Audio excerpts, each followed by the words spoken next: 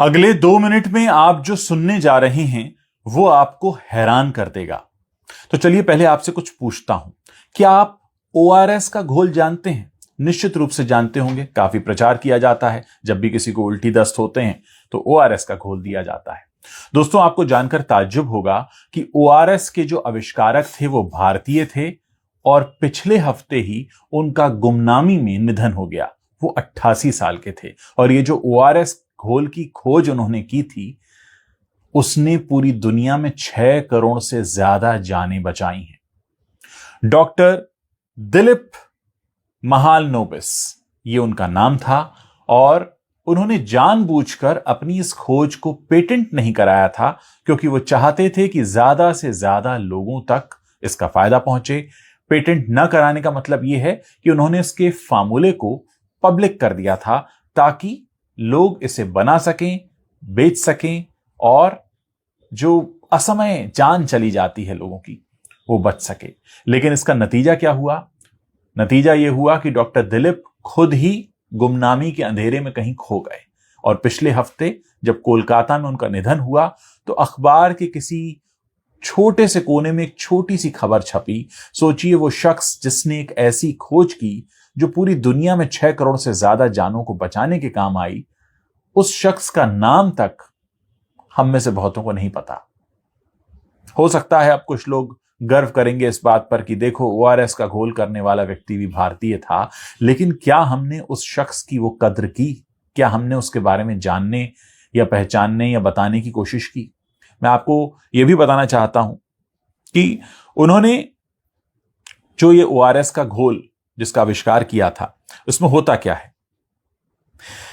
इसमें table salt होता है, बेकिंग सोडा होता है और कमर्शियल ग्लूकोज का ये मिश्रण होता है और इसे रामबाण कहा गया। किसी को डायरिया हुआ हो, दस्त हुआ हो, अचानक पानी की कमी हो रही हो, ओरल रिहाइड्रेशन सॉल्यूशन, यही होता है ओआरएस घोल।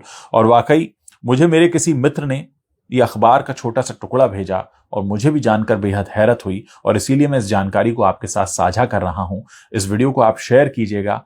अब डॉक्टर दिलीप तो हमारे बीच नहीं है, कम से कम हम ज्यादा से ज्यादा हिंदुस्तानियों को यह बता तो सकें कि कोई एक शख्स था, हिंदुस्तान में पैदा हुआ था, जिसने ओआरएस घोल बनाया। उसे कभी कोई जान नहीं पाया, लेकिन फिर भी उसने 6 करोड़ जिंदगियों को बचाया और आने वाले समय में न जाने कितनी बार इस ओआरएस के घोल को पीकर लोग अपनी जान बचाने वाले हैं। लेकिन अफसोस यही कि उनके जीते जी हमने उन्हें जाना नहीं, शायद वो तवज्जो भी नहीं दी। आज जब ये खबर मैं पढ़ रहा हूं तो निश्चित रूप से भावुक होने का समय है कि ऐसी कितनी ही प्रतिभाएं हमारे शहरों में, हमारे गांवों में दम तोड़ देती हैं। शायद अगर हमने उचित तवज्जो दी होती तो हम उनसे कुछ और पा सकते थे, वो इस दुनिया को कुछ और दे सकते थे और सबसे बड़ी बात यह है कि हम उनके प्रति अपनी कृतज्ञता तो प्रकट कर सकते थे।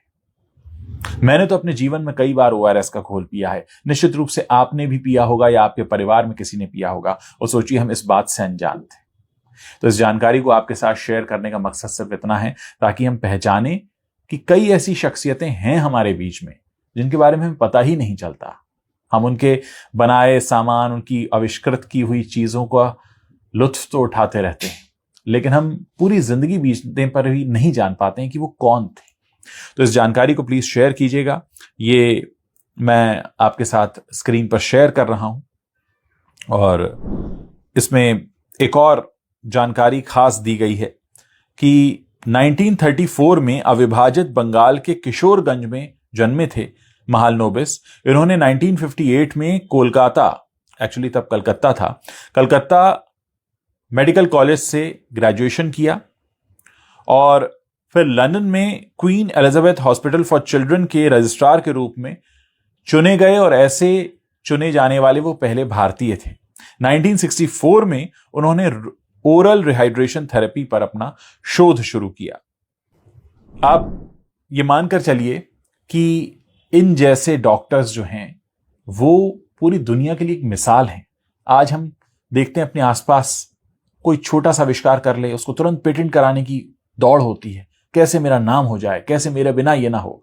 लेकिन एक ऐसा शख्स जिसने कभी अपने क्रेडिट के लिए कहीं भागदौड़ नहीं की, कहीं नारे नहीं लगाए, कहीं चीख चिल्लाहट नहीं की, कहीं सोशल मीडिया पर कुछ नहीं लिखा, और वो शख्स हमारे बीच से चला गया। मैं आप लोगों से जानना चाहता हूं कि इस पूरी खबर को सुनने जानने के बाद आपको कैसा लग रहा है, और आपको क्या लगता है कि हमारे देश में कई बार प्रतिभाएं इसी तरह अपना दम तोड़ देती हैं।